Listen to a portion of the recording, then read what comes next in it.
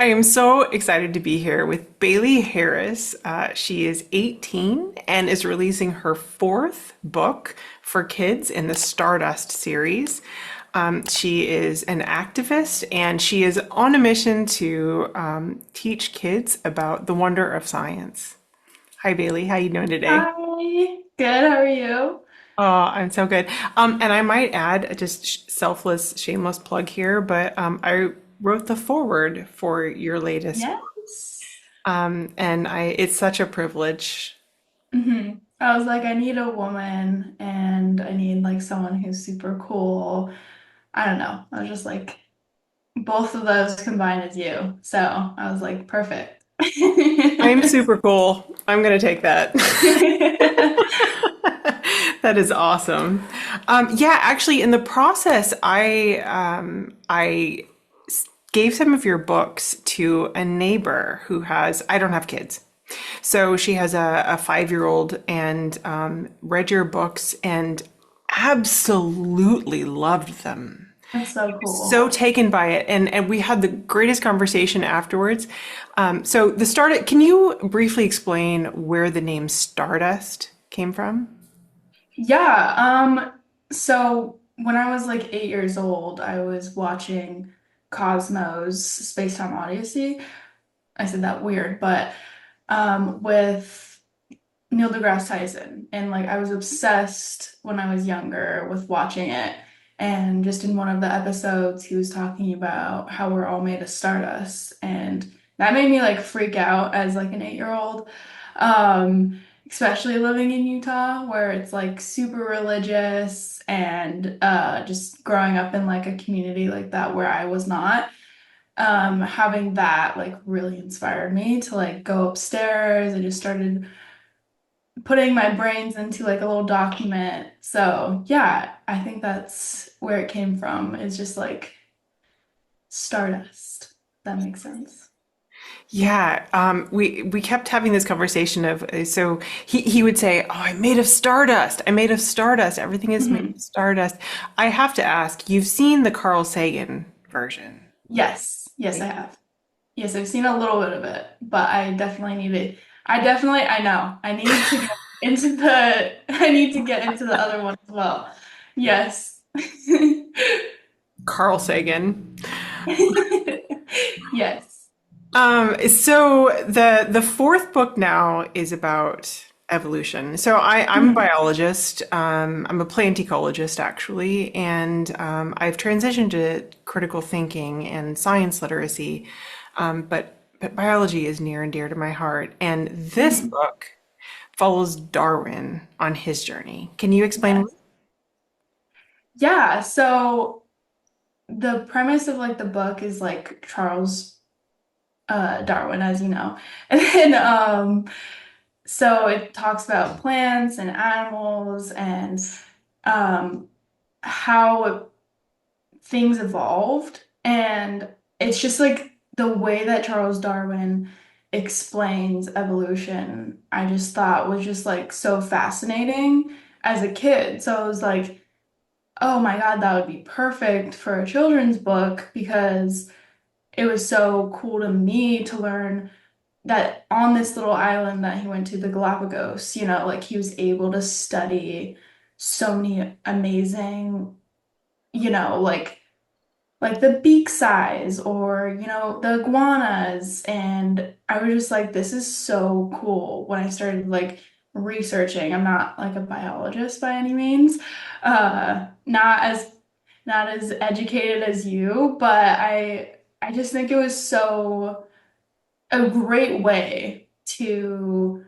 teach young children, how evolution works and how plants and animals evolve and mutate and stuff like that. I mean, you probably are able to describe it a lot better than I do, but I yeah. I have to say, I'm writing my first book now, and so Mhm. I'm really like in awe of the fact that Thank you're in you. your fourth. But also, it is incredibly difficult to simplify concepts. I mean, the idea of natural selection Yeah. is when it's explained, it actually is so simple. It seems incredibly obvious, but Mhm. that's only in hindsight. Darwin's Yeah. ability to come up with that is truly astonishing. And to bring it back to, so you were inspired by the Stardust comment. And Mhm. on the origin of species at the very end, where in his entangled bank quote, where he says, "There is grandeur in this view of life." Mhm. I'm getting chills thinking of it because it Yeah. was so absolutely beautiful. And so I feel inspired by that the way that I imagine you being inspired by the Stardust comment. But I also have to just Yeah. commend your ability in that Thank book you. to explain these concepts to kids. Yeah, I mean, I definitely have a lot of help from like all the scientists with my books. So I have to give a shout out to them and like editing because I feel like I have like this idea and then it's like it is really hard to simplify because you want to describe it in the best way possible, but like it's just finding the balance of like, will a child be able to understand this? Will they not? And I do forget how smart children are sometimes. I'm like, holy crap. Like when I babysit and nanny and stuff like that. And then like I've read books a few times to like kids and stuff like that. And they're like, oh my God, Stardust. And I'm like, that's awesome that you can understand that. Like you're like 3. I don't know. I just think it's so cool. Yeah. In preparation for this interview, I watched your video where you went to the Ark and Yes. okay, first of all, everybody needs to go there. We were driving by it one day on Mhm. one of our road trips, and I'm like, I have to go. And Anthony, my Yeah. husband, was going, no, I'm not stopping there. Yeah. But you went, Yes, I did. and the No, video it is was great. I'm great. linking to it. Please go watch the video. Um, can you explain to me a little bit about your experience there and how that maybe prompted you to write this? Yeah, I guess my favorite part was when I was being like filmed and the lady heard me say like the world is what, 4.6 million Billion. billion, sorry, billion years old. And I like I I don't know, I was like, "Oh my God, she looked over and she was like, "What?" And I was like, "Oh shit, she just heard me say that it's 4.5 billion years old." And got the security guard and then luckily the person who was filming me from Secular Student Alliance was like, came up with something really fast because I was frozen at that point. I'm like, oh God. And he was just like, school project, we're doing a school project. And then they're like, oh, okay, okay, let us be. But it was like so funny walking around and just being like, that's wrong, that's very wrong. What is that? And it's just like, yeah, just the stories and it's a trip. I mean, not that I wanted to give money to that place, but like I think it's like worth going and seeing because it's just so funny. Like the stories, like I was cracking up the whole time, like going through the children's area. I'm like, oh my God. As a kid, I would believe it, but then like going through it, I'm like, I don't know. This is bad. This is interesting because you never believed that kind of thing. Is that right? No, yeah, I never. Yeah. So moment of vulnerability here. I grew up in a young Earth creationist church. I'm from Okay. Eastern Iowa, and I graduated with 39, and that was half my county. It was very rural and very religious. And I actually, one of the things I got from your video too was the sexism in the story. Oh, so much. Yeah. So I was taught that God created man in his image and then created woman out of him to serve him. And Hmm. then when she was tempted and tempted him, she was then the cause of all sin in the world, and then therefore has Yeah. to spend all of eternity atoning for those sins. And so, like in my church, there was, women couldn't teach men over the age of 16. Like women were basically babysitters and cleaners and cooks. Hmm. And I remember talking to my mom, like, "Wait, I don't understand." My mom is very strong, and she kept telling me, "Melanie, you can do anything a man can do."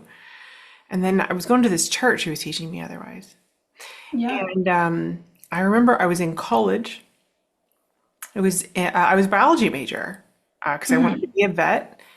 Um, but my church had prepared me with all of the arguments that evolutionists might make Hmm.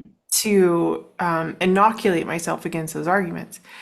But I was sitting in world civilizations, the ancient civilizations, and the professor was talking about the different religions the different civilizations had and how they mimicked the kinds of environmental conditions in those areas, and how areas with lots of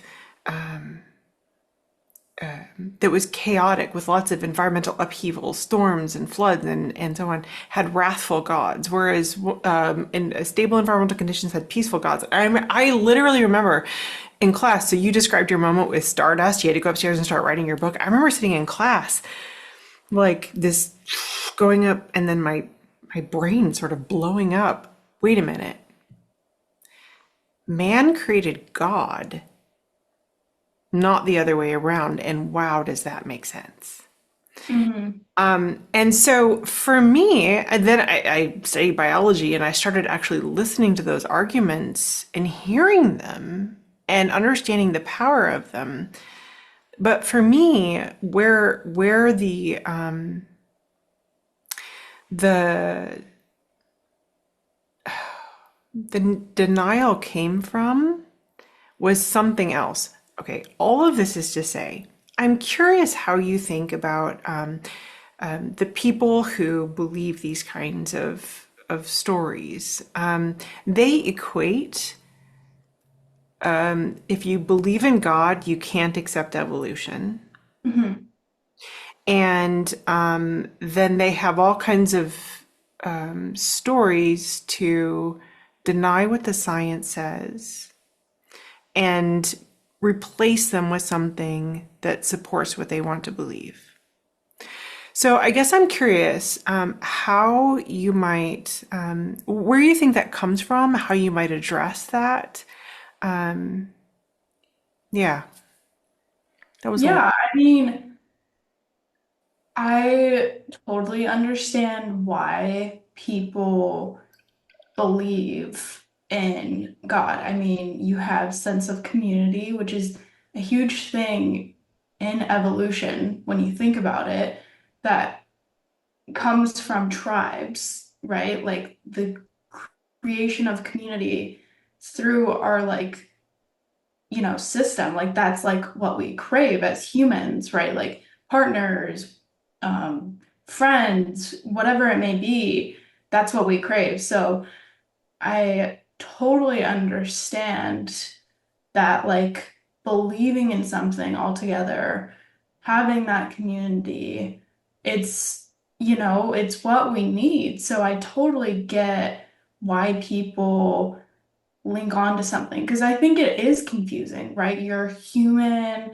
it's hard to understand, you know, what why we're here, like what is the point? And we have all these like curiosity questions, and it's so easy, I think, to link it just to a god, right? It's not like Big Bang and evolution, and it takes so much time. It's like, oh, I mean, there's times where I've been really not mentally okay, and I've just been like, maybe I should pray. Like I've been subject to those things because it's just like when you feel hopeless, when you feel whatever it may be, it's easy to just feel like, well, let me have something else take care of it. Let me pray. Let me, and I get it because it's just like it's this all power, high power thing. I get it. So I don't want anyone if you are religious and watching, like, I don't want you to feel like I'm degrading you or making you feel bad for believing in anything, because that's not the point of my books by any means. That's not the point of why I'm here. Like, I have so many friends with so many different religions, and I think it's so cool, like, to attend those things, like, go to temple and see someone be, whatever it is, like be baptized, go to a bar mitzvah, it's awesome. I think it's cool, but I think for me, I can't, it freaks me out. I don't know why, but like God, the concept of God freaks me out. Horoscopes freak me out. It's just like, I think that evidence-based stuff, I'm like, okay, there's like viable evidence through so many studies you can watch online, gradual domestication of a fox, right? And that's evolution. And it's just like when I'm able to see something, if someone showed me God, I would be like, sick. Okay, there's a God, right? Like that would be great. Someone showed me aliens, sick. Great, there's aliens, right? Like that would be awesome. But not until I've been shown with my own eyes, God plops in front of me and tells me, you know, I'm real, then I'll believe it. But it's just like science. I can put a book down and look, at the evidence. And so I think that that's the difference for me. Is like I'm very evidence-based. I'm very skeptical. I've been skeptical since I was very little, questioned all authority. I think my teachers all hated me because everything they would say, I'd be like, oh, let's think about that real quick. Um, Like, wait a minute, Bailey's raising her hand again. Oh, yes. Yes, it's like, oh my God, I swear. Yeah. Yeah, all my teachers, all my classes. It's like, oh, Bailey's in my class again. So excited. Yes. you said something there that really struck me. So, it's the reasons that people believe certain things, and the reasons then that they deny things that might interfere with that. But Yeah. your book actually gets to me, the inspirational part. For me, it was the Darwin's "There's grandeur in this view of life," and for you, it's the Stardust. We're made of stardust. That is freaking cool. Yeah. So, and I hear. So again, I don't have kids, but I've gone through now my friends having kids, and it seems like we want to protect kids. It's almost like the religion offers them the comforting, having the skeptical scientific view of life doesn't seem as inspiring as the religious aspect. Mhm. I agree. Yeah. You speak to the exact opposite. Like this is actually inspirational. So I just wondered if you could speak to that for a second. Yeah, I mean, I think that like the question is like how is it inspiring, right? Yes. Like, okay. Well, I think that for me, from my point of view, like why that whole thing became so, you know, inspirational for me is when I was watching those Cosmos things, I was really not, I've struggled with my mental health for a while, up till now. And I think growing up in a place where it's extremely religious and I'm being bullied every day, and not to make anyone feel sorry for me, but I think learning those things and like taking my power back and being able to give it to someone else, that passion and the wanting for curiosity and to learn more.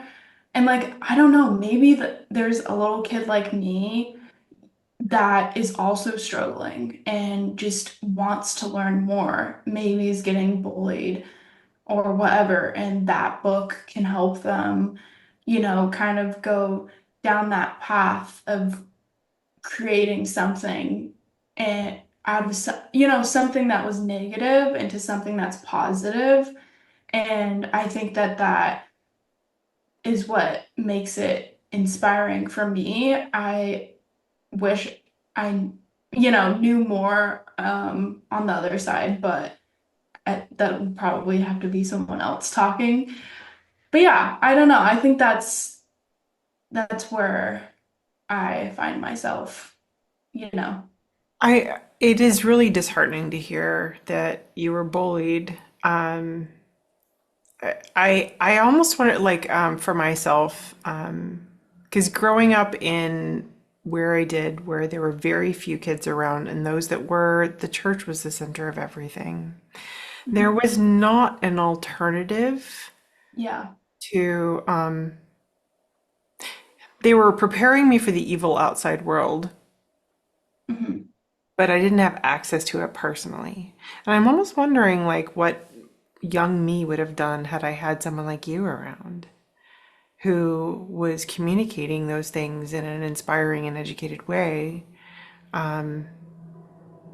So I guess that's all to say,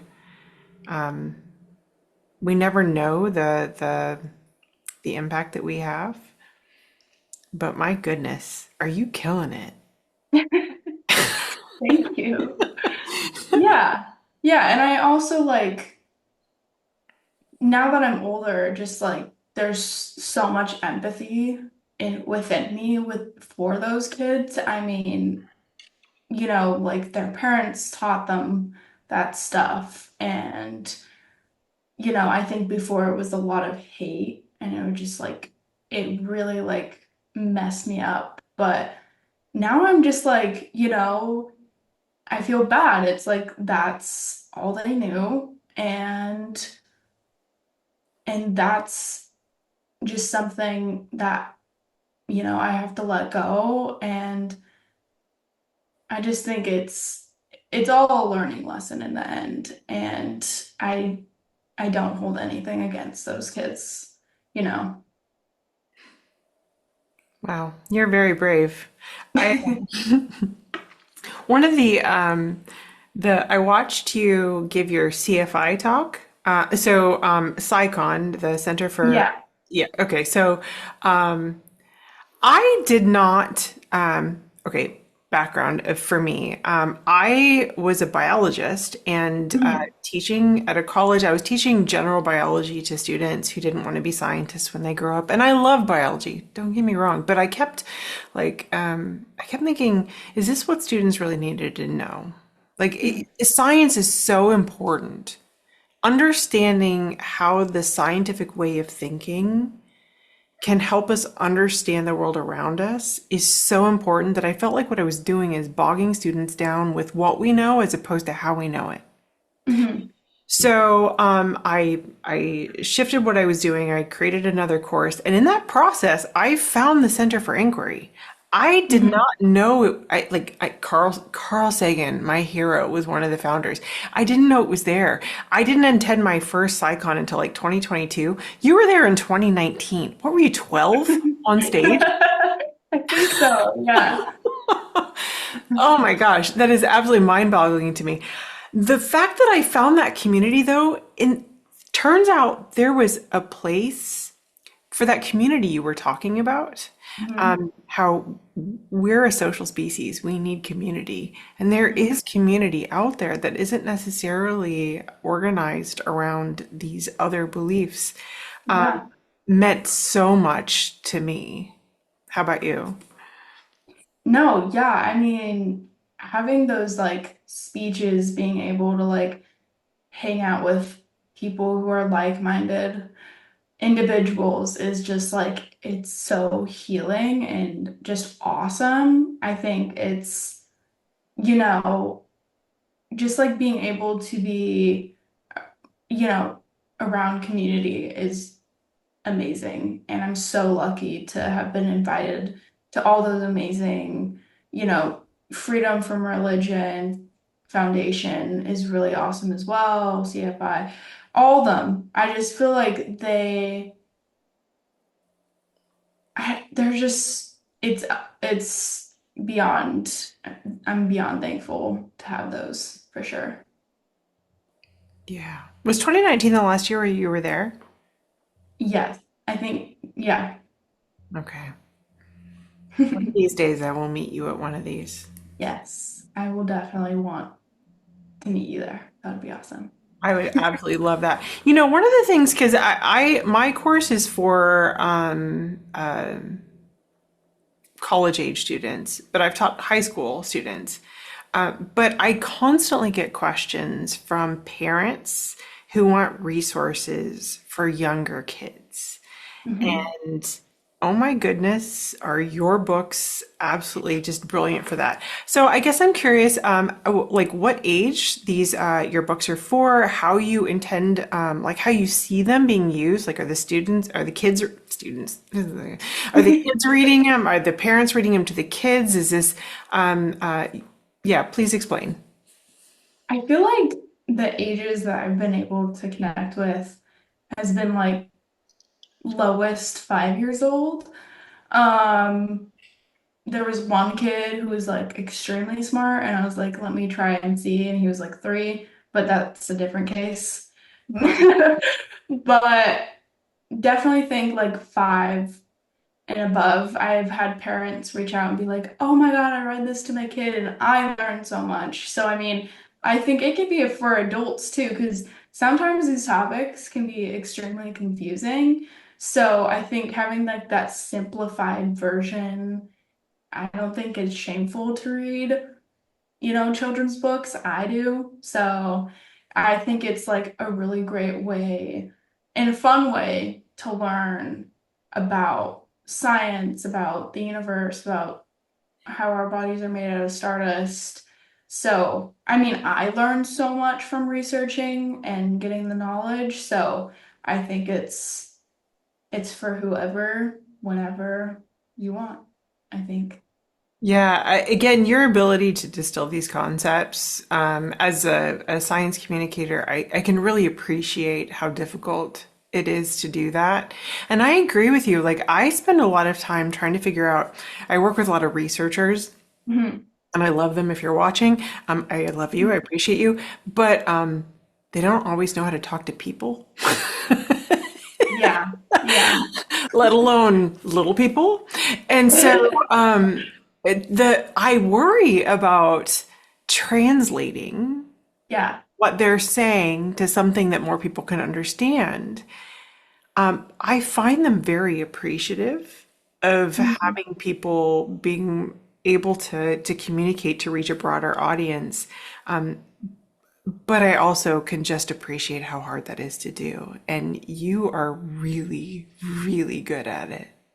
Thank you. Yeah. Yeah, I definitely think like going into chemistry class, I was like, what? Okay, no, I hated chemistry. Yeah, okay, good. Okay. Because I was like, I don't know what's going on. This chemical. I'm like, yeah.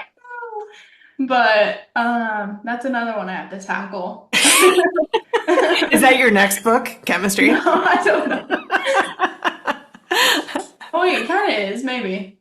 Wait a minute, what's your next book? Well, I was thinking of doing Marie Curie. I think I said her name right. So yeah, because she's like so cool. So I was thinking maybe her. So that might be my next. I heard a rumor, and I don't know if this is true, but somebody once asked her what it was like being married to somebody that was so brilliant, and she said, "I don't know, you should ask my husband."